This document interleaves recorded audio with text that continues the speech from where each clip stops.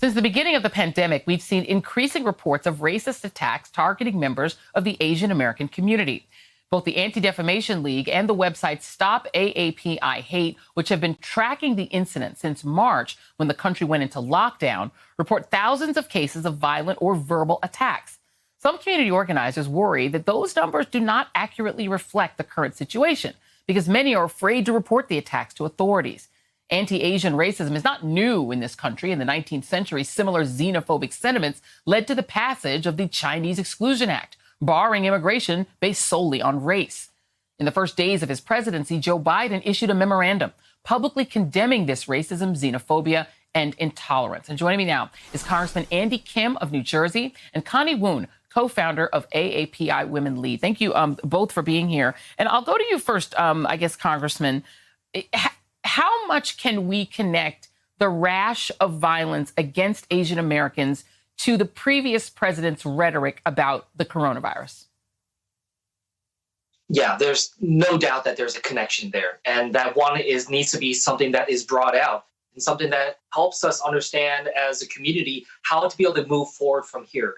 Many Asian Americans across this country, myself included, have experienced firsthand that type of discrimination and hatred over the last year. And it is something that we see manifested in these horrible videos that are just so hard to watch of elderly Asian Americans being pushed, killed, attacked over the last few days and weeks.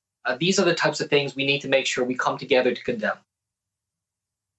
You know, and Connie Woon, thank you very much. I think the one that I saw that actually Questlove was raising up some of these specific cases. There was an elderly man in San Francisco who was killed in an attack. His family is saying it was a racist attack. The daughter of Visha Ratandpakdi, his daughter's name is Kim, told a local news station her father was targeted because he was an elderly Asian man. She added that she's received racist harassment and verbal abuse since the beginning of the pandemic.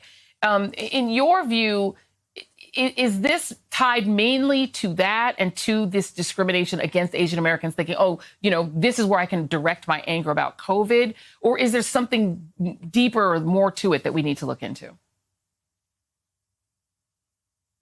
So thanks for having us on the show. I do want to say a couple of things. I think it's the racism. The racism and xenophobia towards Asian Americans and Asians has long existed before the Trump administration. So I think we need to historicize that and remember that as a part of the United States kind of long history with white supremacy. Now, with the Trump administration, that was exacerbated because of things like, you noted, the Chinese flu or the China virus, right? That exacerbated the already underlying xenophobia and racism against Asians. And then what we have right now is a condition by which our communities have historically and continue to be invisibilized. You know, the stories about us being, there's 12% of our Asian Americans and Asians live under poverty. Up to 40% of our Hmong community live under poverty. Those stories are invisible, they're neglected, and they're unknown. The fact that so many of our communities, Asian Americans, Asians, are facing immigration deportation, racial profiling.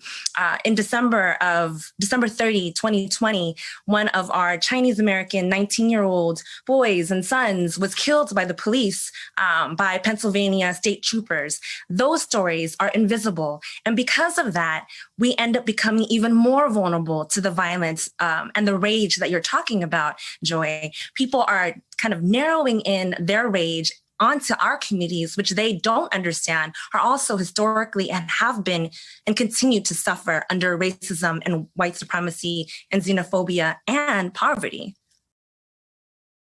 Hey, thanks for watching our YouTube channel. You should know that you can follow today's top stories and breaking news and catch up on your favorite MSNBC shows all in one place. Download the NBC News app today.